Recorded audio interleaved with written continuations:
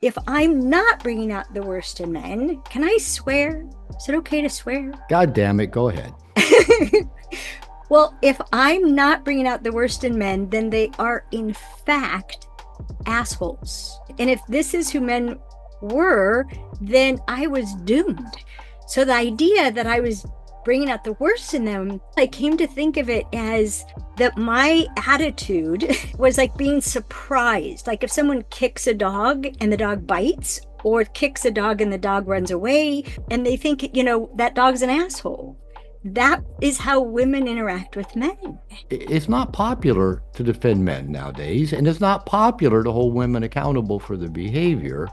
And well, let me just ask you, how do you think we got to this place where we've been for some time, where everything is the man's fault and nothing's ever the woman's fault?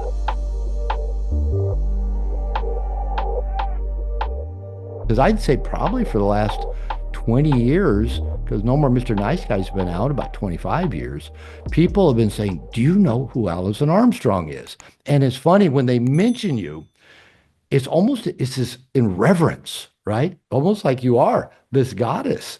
And so because she's a woman teaching a lot of the same things that you're teaching, and she's teaching them to women. And so I've had your books in my Kindle for years.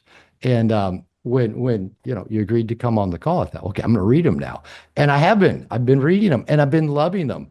And I don't know that we're like just mirror images of each other, but we both teach, you're teaching women, I'm teaching men, basically take responsibility for your experience in life.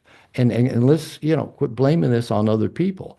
And so I'm really loving reading your material, hearing these things about you, about how you feel about men and women, their interaction. So how did, back in 1991, did you get interested in these what got you looking at this kind of stuff? But one of the reasons I said yes to doing this now is because I'm working on the sequel to The Queen's Code. All right. And which I always knew there would be a sequel, but to my great surprise, the sequel is The King's Code. Oh, yeah. It's blowing my mind. Um, so have you read The Queen's Code yet? I am, I haven't completed it. I did read your other book about men. What's the name of it? You tell us. Well, so we have Making Sense of Men, which is That's the the one I've read. I've completely read that one. okay, that's the only nonfiction book I've ever published. And I specifically published it to get through to Oprah Winfrey, who, for Really? some reason, it doesn't matter how many people tell her about me, she can't remember being told about me. So, And see, okay, everybody tells me whatever. about you, and I remember that. So Oprah, Yeah, so you wrote a nonfiction book just to get on Oprah? just to get her attention Okay. because be, because Oprah's organized around empowering women. And so this book was specifically in that way, called Making Sense of Men, Right. a woman's guide to a lifetime of love, care, and attention from all men. And that came after we had published Keys to the Kingdom, which Keys to the Kingdom is literally the prequel, like Star Wars, it's the prequel to the Queen's Okay. Code. The Queen's Code was the book I realized I needed to write in 1992 because I was just blown away by what I'd learned about men. And that was completely different than what I was taught or that I saw everywhere in our culture. Right. And I had to get the word out. And so how come I ask is because what happens in the first chapter of the Queen's Code, I and I, have read that. okay, that happened to me. It was The frog farmer the thing? frog farmer. My colleague made this announcement in a landmark seminar, just like challenging why are men wonderful in the beginning and then turn into sports watching, pizza eating, beer belching, couch slugs. Why is that? She made that challenge. And the landmark trainer, I mean, I was watching very closely. She's standing right next to me, and I expected him to get defensive, and instead he leaned into it. He loved that question. And he was the one that sauntered up to her, purposefully checked her out in as antagonized a way as you possibly could, because she led with sexuality. And he said, "Oh, I see. You're a frog farmer." And and there's like gasps around the room. There are about 200 people there, and she's like, "A what?" And then he explained, "Some women turn frogs into princes. You, my dear, turn princes into frogs." And then he literally just like shrugged his shoulders and turned around. That was it. She stuck her tongue out at him after he That's turned very around. mature, very mature feminine Very, behavior, very, right? very mature. Yep. Yeah. And this is a woman that I worked with. She worked part-time. She didn't make very much money. And when she said she was broke. And I said, do you need help? Do you need money? And she said, "Oh, no, I'll just date a lot." And she literally would have a breakfast date, a lunch date, and a dinner date. She just used dating to fill in for her budget. And it was, oh my gosh. Um, and I had been separated, was divorcing from my husband. I had a 2.5-year-old son, Mm. but my life flashed before my eyes when he said that. And I saw all these frogs with little human heads, and they were all my 10-day to 2-week ex-boyfriends and my ex-husband, and the relationship that I just jettisoned. And I just knew it was true that I was turning princes into frogs. And I was elated. I was so excited because I'd been part of transformation since I was 19 years old. Now I was 30 years old, and everything I learned about personal responsibility was making no difference in my relationships with men. And the idea that I was doing something that brought out the worst in men, well, I could transform myself. I'd done it again and again. I'd tried to change men and it didn't go well. It always went badly. So I was really excited because my mind made the leap that if I'm not bringing out the worst in men, can I swear? Is it okay to swear? God damn it, go ahead. Well, if I'm not bringing out the worst in men, then they are in fact assholes. And I'd been in love with men since I was 10 years old. And if this is who men were, then I was doomed. So the idea that I was bringing out the worst in them was so exciting to me. And after a while, I came to think of it as that my attitude was like being surprised. Like if someone kicks a dog and the dog bites, or kicks a dog and the dog runs away, or kicks a dog and the dog bites and then runs away, and they think, that dog's an asshole. That is how women interact with men. That you should be able to handle, and you should put up with anything I throw at you, and you should be wonderful to me. And if you flee, then you're chicken. If you fight, then you're violent. If you shut down, then you're emotionally unavailable. And those are all natural reactions to being attacked. And some women know they're attacking men, they attack men on purpose. Most women don't know how much of what's natural in interaction with women is an attack to a man. They don't know that. And so that's how it all started. I had 3 men who I got along just fine with because all I needed them to do is pay me for my time. I was their cheerleader and their sounding board. And they were the ones that I started this studying men. This question popped into my head in the seminar. What if men are responding to women?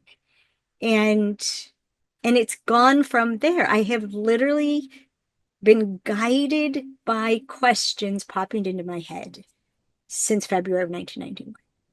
And they're Okay. brilliant questions. And I thought they came from my brain. And a couple of years ago, I realized, no, no, no, I am so guided by higher consciousness. And Mm. these questions drop in. What if there's a good reason for that? What if everyone only does what's important enough to rise to the top? So we should find out what's important to people, right? What if no one's misbehaving, including you? mean, all these things have popped into my head and I've just followed the trail. And honestly, my attitude towards men, I thought it would take 2 or 3 months to learn everything that was worth knowing about these shallow, intellectually questionable, pretty sure they didn't have any souls, for sure knew I couldn't hurt them because they didn't have any feelings anyhow. I So, mean, so we didn't even qualify as sentient beings then. you were definitely a lesser form of human than women. Wow. Yeah, Is it that is that was common? bad. I mean, is that really how most women feel about men? Because I do know you're bucking the trend, and it's not popular to defend men nowadays, and it's not popular to hold women accountable for their behavior. And well, let me just ask you, how do you think we got to this place where we've been for some time, where everything is the man's fault and nothing's ever the woman's fault? How do we get there to where that's almost the conventional wisdom and accepted wisdom, and to say anything different, which you are, is heresy. I'm sure you've gotten your share of flack.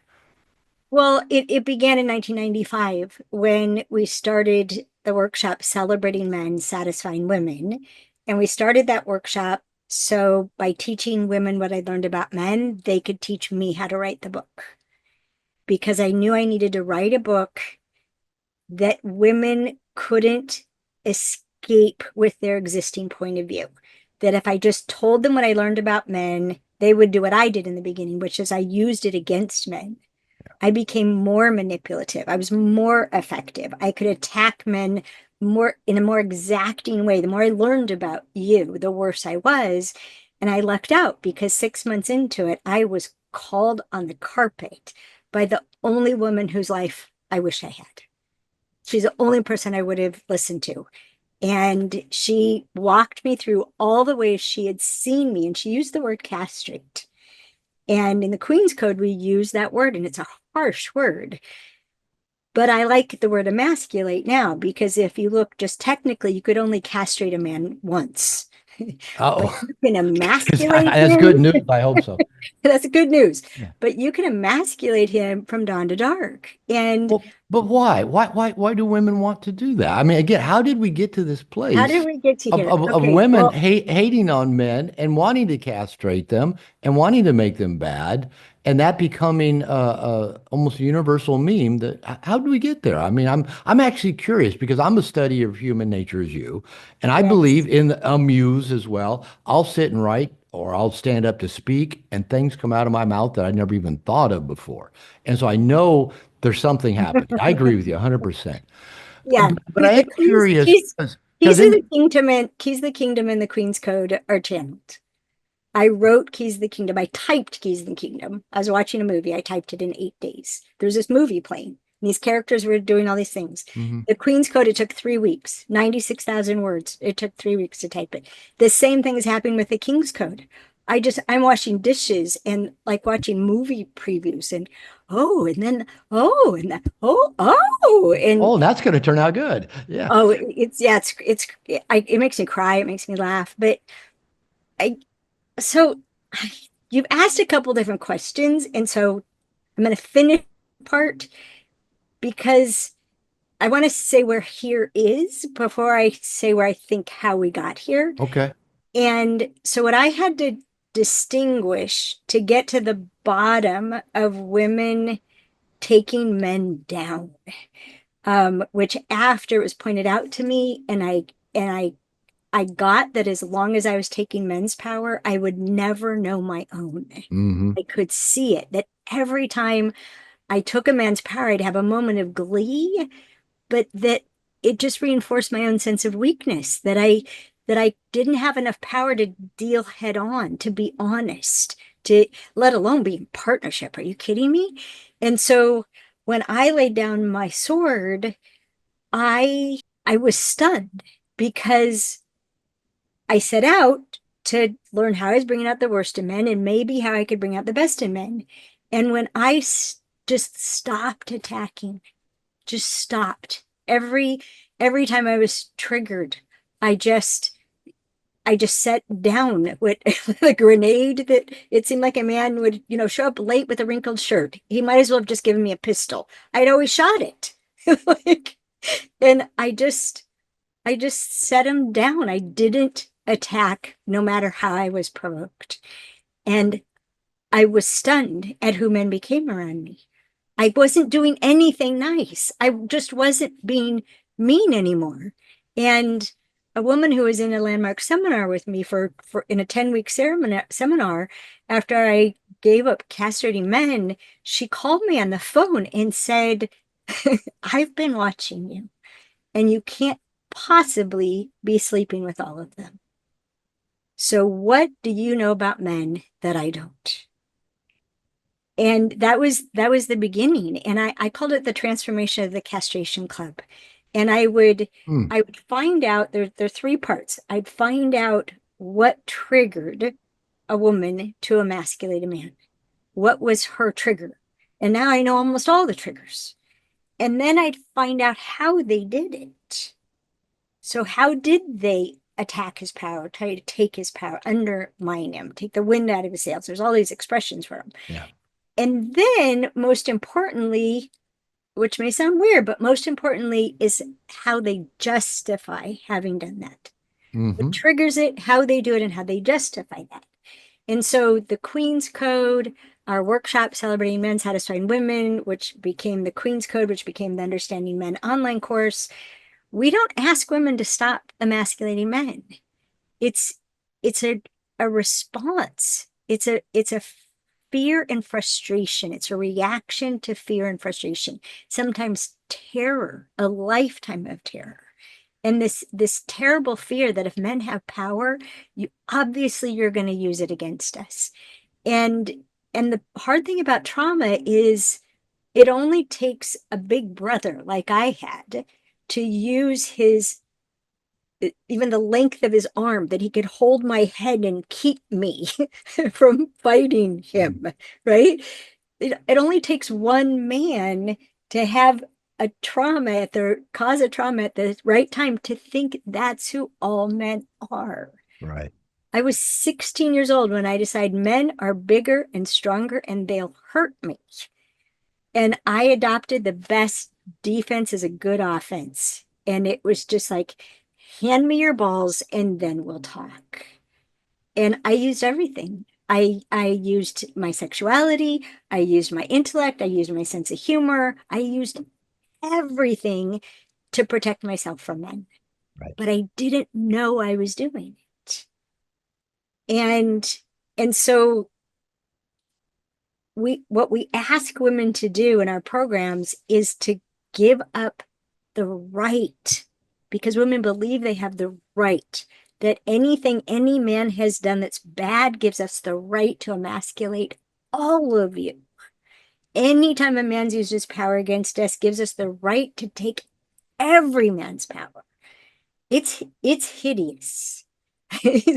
It it's hideous. And guys, you can become impervious to it. That's my message. If you look the dragon in the eyes and see how terrified she is, you can lean into it. Hmm. And we're terrified. And so, and it's how we interpret men's behavior based upon what a woman would have done. And most women don't even know they're doing it. So we ask women to give up justifying emasculating men. Now, I know men are horrified to find out that women think they do have the right to emasculate men. So what? You're just asking them to give up the right? Where did they get it in the first place?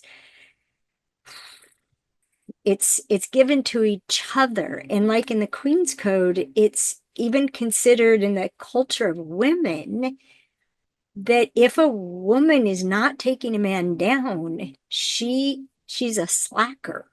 She's endangering all of us by letting that man run around full of himself. How do And women communicate that to each other? I mean, what's going on when you guys go to the bathroom at dinner and leave us guys at the table? Is that what you're doing? Talking about how to take us down and don't be oh, slacking? oh, we don't know. There's a scene in the Queen's Code where where one of the insurance salesmen walks in and he's so stoked because he made this big sale. And one of the processors is like, "Ugh, you're still behind on your quota." And another's like, "Ugh," like there's just this, just flatten him. He's too full of himself. Flatten him. Yeah. And the thing that women don't know, and I'm so sorry. I'm so sorry, men. One of the things I've had to pay attention to is the difference in where our feelings reside. And we don't have feelings in the same place, which is why it's so tricky. Otherwise, it's so confusing. And I distinguish between emotions, which is energy and motion. They move, they travel. So, like fear and chemistry, that's energy, and anger, that's energy and motion. Whereas feelings for women, you could think of it, we have a stack of pancakes in the middle of our chest. And a man said, "Why do women make their feelings the center of everything?" And I was shocked. It's like, we don't make them the center of everything. They already are the center of Hmm. everything. We've got sadness, joy, happiness, compassion, love. Like it's all a stack of pancakes right here. And and and men, you have a whole different setup. You have happiness and power and anger overlaid in your neck, your clavicle, your shoulders, your arms, and out your hands. And when it's an overwhelming feeling, it does go down your arms and out your hands. And it's the source of the high five. Did a high five, a high five, or the hitting the hoop on the basket or whatever, or spiking the ball, that extreme happiness. And it's the source of punching a wall, which of course women don't understand that either. And we illuminate that in the Queen's Code. Like he's such a jerk. He punched the wall. And and Claudia's like, "Would you be willing to look at it from another point of view?" And Okay. for those who don't know, Claudia is the grandmother teacher in Yes. The Queen. For those of you who don't know, it's a novel, right? So no. I would, I'm far enough into it. I would call it a romance novel, even though it's not Oh, your it's typical. so romantic. It's Because, so romantic. well, Yeah. here's why I call it a romance novel. I read one or two romance novels a year, just to understand how women think and experience. And Yes. because they all follow the same formula. Yours is following a little different formula, but what I get out of them, I remember I was reading 50 Shades of Grey years ago. And I was also reading The Count of Monte Cristo at the same time. And I was reading one chapter of one, then one chapter of the other. And 50 Shades of Grey is one of the worst written books I've ever read. And Count of Monte Cristo, I just couldn't wait to get back to the Count of Monte Cristo. But what I find in the romance novels, and I'm seeing it in the way you you're an amazing writer, because I'm watching the women having interaction, the young women with Claudia, with each other, with their friends. And I'm reading this going, do women really analyze every goddamn interaction going on around them? Wonder what it's really about? Look for the pretense of it, look for the pretext of it, look for what's not really being said, analyze it. How does it relate? It always relates to them. Because Yes. like when I was reading 50 Shades of Grey, the two things I said, this is a terrible written book, but women bought 50 million copies of it. But I thought women could relate to it because the woman constantly questioned, why could this amazing man want me? I mean, it was just constant. Her Yeah. head all the time. How could he possibly want me? And the other one was, I love everything he does to me. How can I change him? And that was just constant through the book. And so Yeah. when I read romance novels, I guess the thing I would take away is the glimpse inside of women's head is that they're just analyzing everything all the time. And that must be a burden. That must be painful and overwhelming. So even so far, just even just reading the Queen's Code, I'm just because you write it well.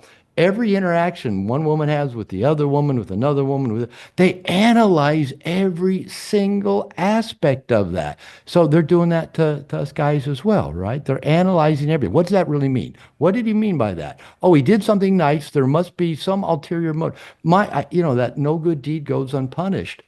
Yeah. I can't tell you how many nice things I've done for women, and they got mad at me and accused me of something and told me that I was really just doing it because X, Y, and Z. And I'm going, Yes. I just fucking wanted to do something nice for you because that's how I am. And Right. yet, and then I get punished for doing something nice because of their analysis of it. That goes on all the time in their heads, right? Is that what Well, am I close based you're on what I get out of your book and the you're romance close, novels? and you're close, and it can be simpler. Okay, Okay. help me.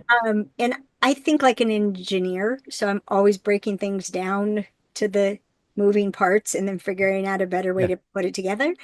So, um, Yeah, first of you're all, talking to about 35 plus engineering types, so this will work well awesome, for us. awesome. So, first, I just about the Queen's Code. Thank you for acknowledging the quality of the writing. I didn't write it. I typed it. They I watch a movie, I hear their thoughts, and I think we're all in our own blind spot. Mm, And so that's why there's 8 different points of view in at the beginning of each section, that the word in caps, the name in caps is whose point of view you're looking from now.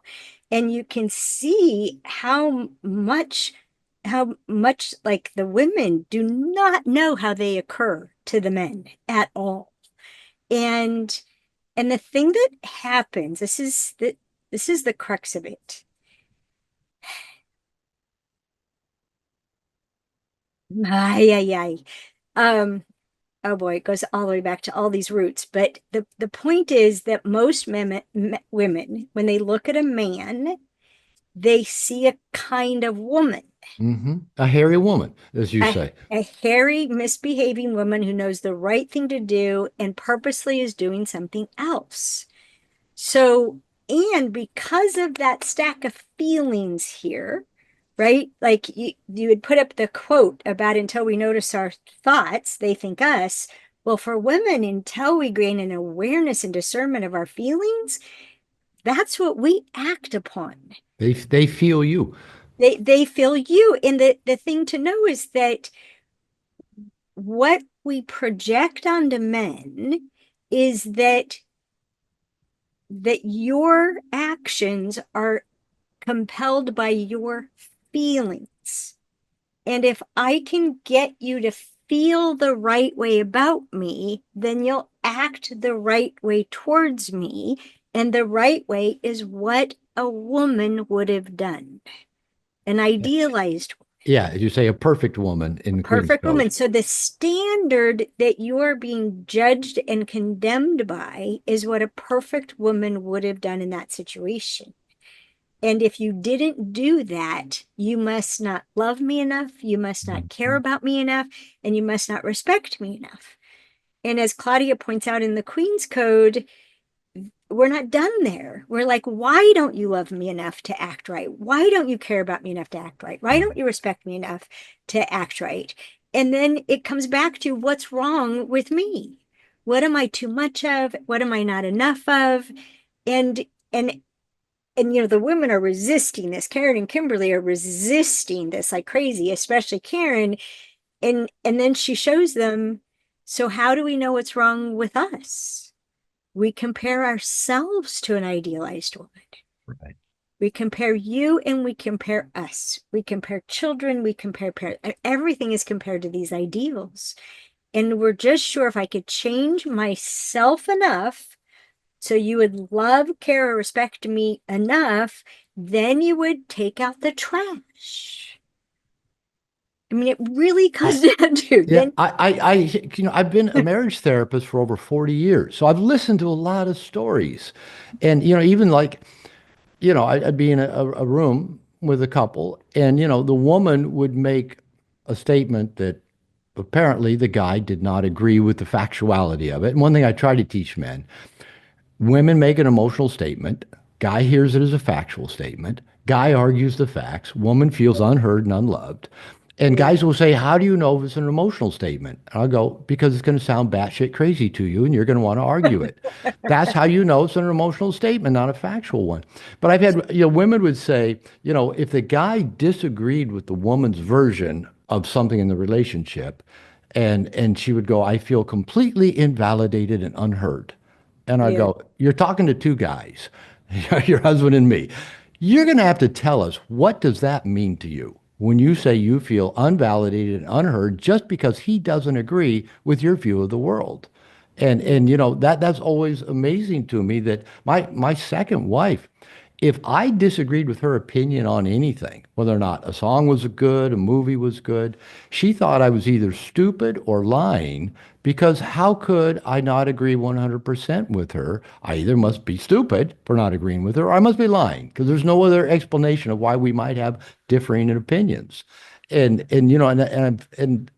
I've seen so many of those patterns.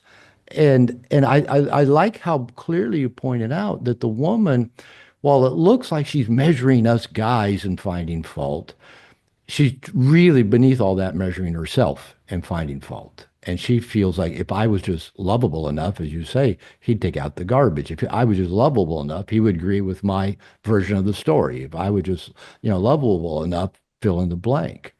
And I think that's something that we men do need to know and understand because I've been sharing something with these guys. I'm in my third marriage, and I love my wife dearly, and she's a strong woman. She's had more trauma than any woman should ever go through.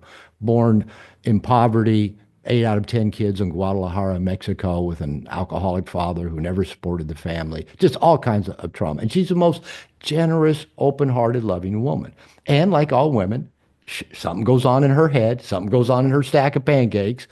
She'll withdraw, or she'll get that look in her face, or she'll get quiet, or she'll get rigid and doesn't respond to my touch. And used to be, I would project my story on that. I haven't done anything wrong. Why is she mad at me? And I've been switching that for a while now. And now, whenever I sense my wife is not happy, not open, not whatever, instead of trying to guess what it is, I just assume my woman's either not feeling sufficiently loved by her man, my woman's not feeling sufficiently connected to her man, or my woman's not feeling sufficiently safe or secure with her man. And is there anything I can do about any of those three things? And then usually it's just me just showing up, getting present, bringing her into the now, being a little bit physical in a very loving, conscious way. But it's helpful to know for us men to know what's going on in the woman's head or her feelings when we think she's just punishing us. She's just lashing out at us. She's just withdrawing us. She's trying to hurt us. And it's good to know that they're hurting and because they're feeling less than lovable. And as you say, for I guess in the feminine mind, if they're not perfect, they're not lovable.